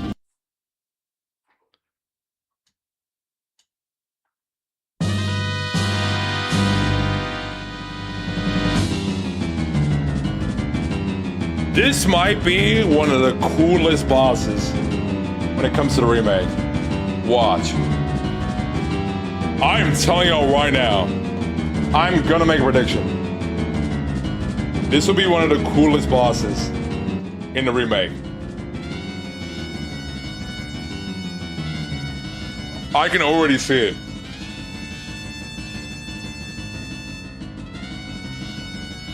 Bongo Bongo is such a sick boss.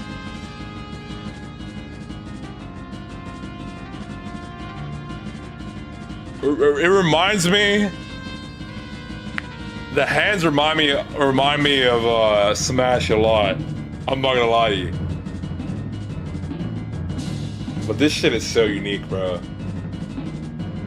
Having to target the hands and then the eyeball after. Cause you have to like stun lock his hands and then go after his eyeball. This is great. This is great. Amazing. I'm putting this in amazing. I don't care. Everything about this temple is actually top notch. Exactly, it reminds me of Master Hand.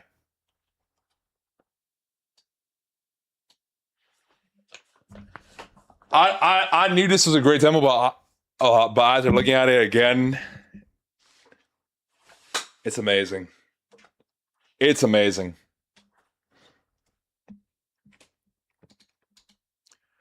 I'm gonna try to speed run these next two temples. Spirit Temple, huh?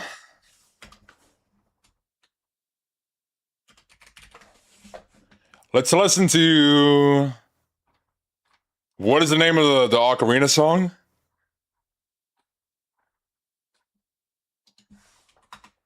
Hold on.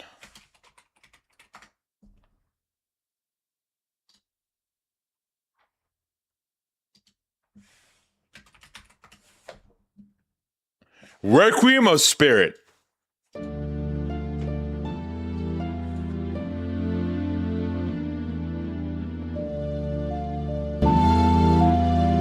Requiem of Spirit is also great. That's like right behind Nocturne of Shadow for me. The last two Ocarina songs are like the first and second best. Like it's crazy. All right, now Spirit Temple, I also know is a great one. I already know. I already know. Let's throw on this Spirit Temple. Spirit Temple music.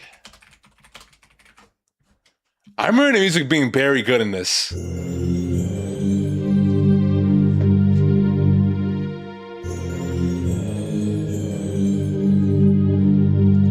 If I remember correctly.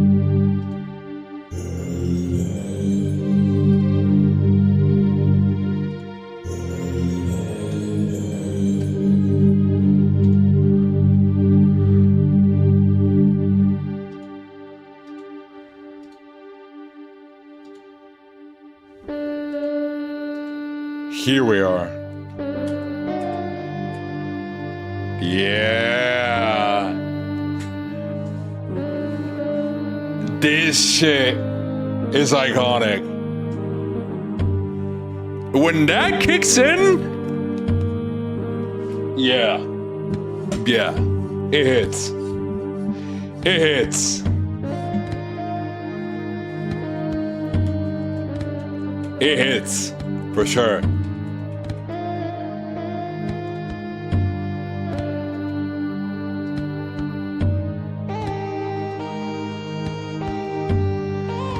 Oh, right. This is a temple where you have to be a kid and an adult at the exact same time. Go back and forth. I remember now. The beginning of the temple has to be done as a kid. And then after you open the pathway as an adult and get the what is it called? The gauntlets? The silver gauntlets, the power gauntlets? Then you can remove the boulder at the beginning of the temple as an adult. That's a pretty sick way of introducing us to the temple. 100%. I'm not denying that. I am not denying that. That is pretty damn sick. There's no doubt about that.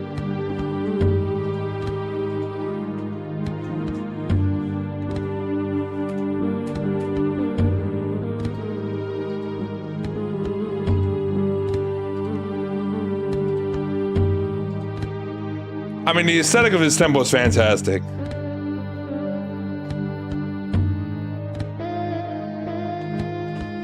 Really. Ancient temple ruins. Even more Indiana Jones-like than the others before. You have like mummy-like enemies.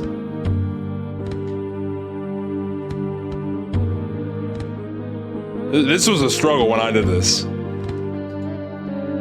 That mummy-like enemy was definitely a bit of a struggle. Not gonna lie.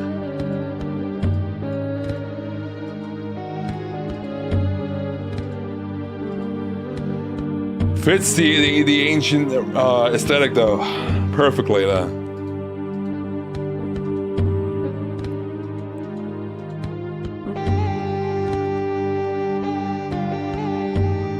This temple is amazing. I mean, it inspired like every other what is it called? Dungeon after this. I think it's some of the best ways possible. One of my favorite ever Zelda dungeons, which is in Twilight Princess, had to have been directly inspired by this. 100%. Which is why I have to give props where props is due. This is also where you get the mirror shield. So it's not just one item, it's 2 items that you get in here. The fact that you get 2 dungeon items is insane. A 2-for-1 bargain. Actually, that doesn't even make sense what I just said, but y'all know what I mean. That is crazy. You get the power gauntlet and the mirror shield? And the mirror shield is one of the best designs?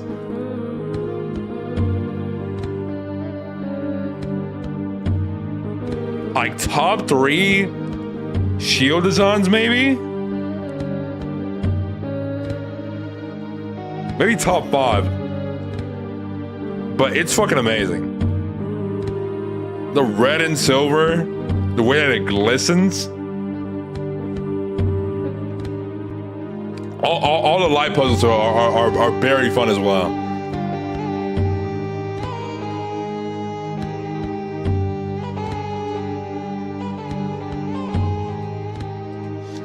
I had a very fun time puzzle solving in this one. That's for sure.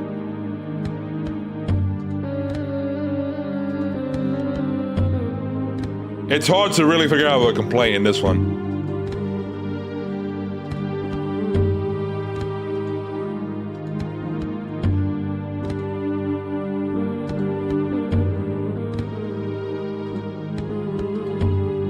Like, I honestly see no issues with it. And the boss fight? The twin sisters? The witches? The witches, wow. The witches are amazing. I cannot wait to see how ugly they're gonna look like in the remake. That's gonna be a sight to see. Double phase boss fight too?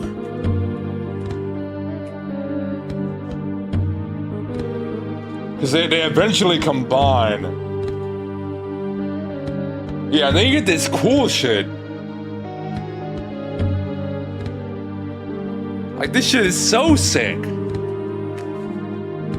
Having to, like, react to the situation and, like, using your mirror shield for the fight in order to bounce back. Oh, it's so good. And you have to be careful of what element you're looking for in this boss fight in order to have a counterattack against the phase 2. It's great. It's great. I prefer Bongo Bongo, but it's right below Bongo Bongo. It's number 2. I cannot wait for this shit. Spirit Temple, amazing. Amazing. Back-to-back amazing temples. And I don't think that could be argued with. No kidding.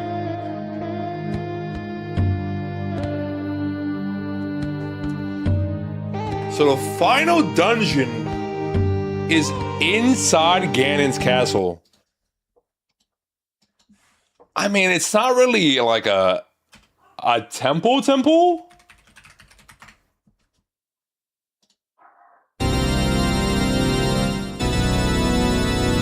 Music is godlike though. Music is godlike.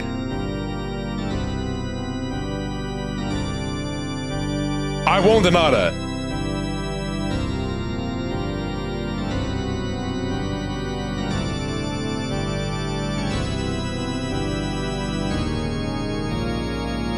It's hard to really rank this as a dungeon though, because it's pretty much just trials that include every area, and every single boss fight is, I believe, redone.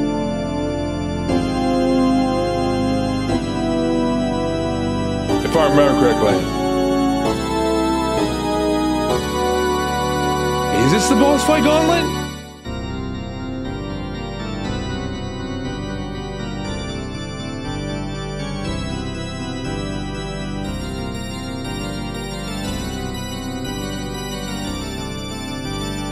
I can't remember if it is the boss fight gauntlet or not.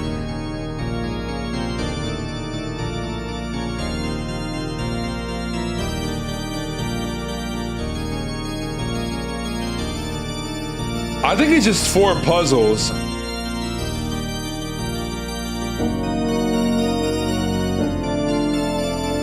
There's like a fire puzzle, an ice puzzle,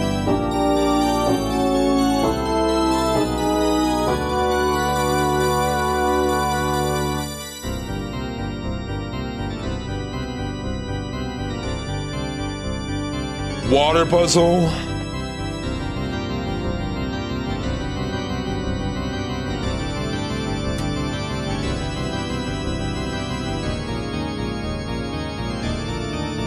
I mean, these puzzles like are in correspondence with like the sages.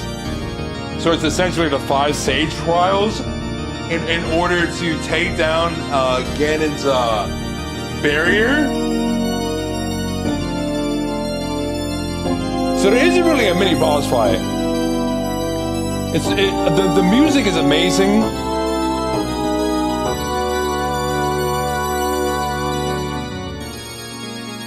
The trials are fun. But I think overall though,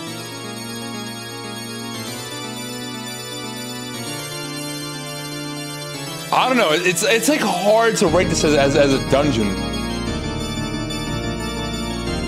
Because it's a clash of different aesthetics, right? With all areas. There's no really like mini bosses, there's no like maps, compasses that you get. And obviously it's leading to the final boss fight, which takes place inside the castle, on top of the castle. Like, if I just rate it as a dungeon, it's amazing.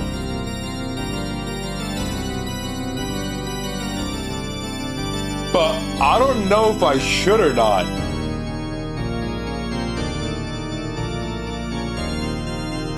I don't know.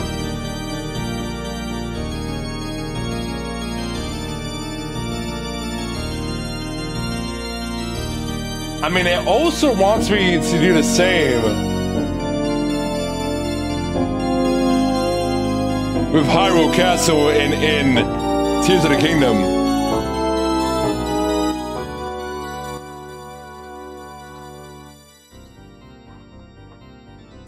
And Breath of the Wild. So it's hard to say.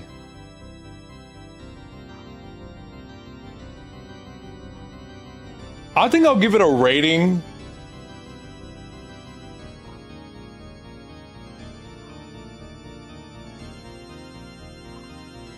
of good.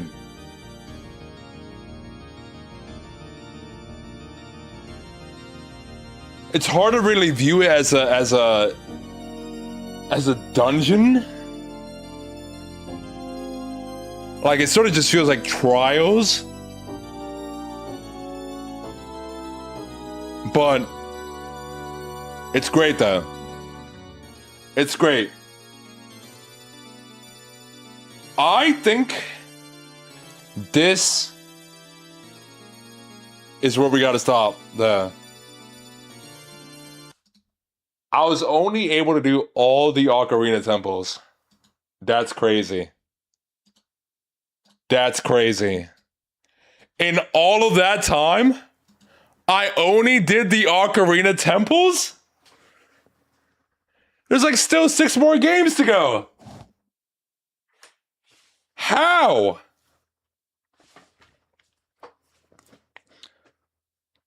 This could take a while. This could take a while. Damn.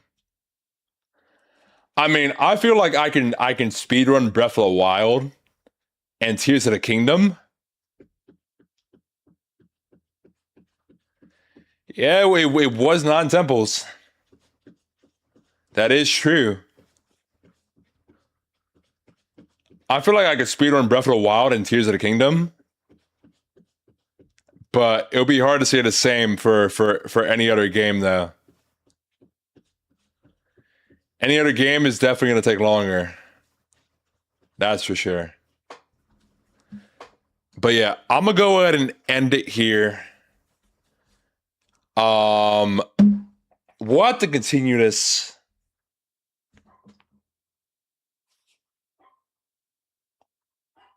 Probably Friday, I would imagine. I would imagine probably Friday is when we would continue this. Tomorrow we'll run back. Tomorrow we'll run back DK64. But yeah, this is definitely gonna be an interesting video to edit. I'm just trying to get better at this. I know I may not be like I'm just trying to get better at this. That's for sure. I'm trying to get better at making YouTube videos. I still need like a lot of practice, but hopefully by continuing to do this and trying out more ideas like this, I can keep on improving more and more. Because obviously I may not be as in depth as I maybe want to be, and I'm just trying to, you know, like I feel like more of it is like in my head than what actually comes out, if that makes sense. But like, we'll keep on improving, and we'll be able to be more cohesive as time goes on. But yeah, I'm gonna go ahead and end it here. Y'all have a wonderful Wednesday, and I will catch y'all tomorrow. Peace.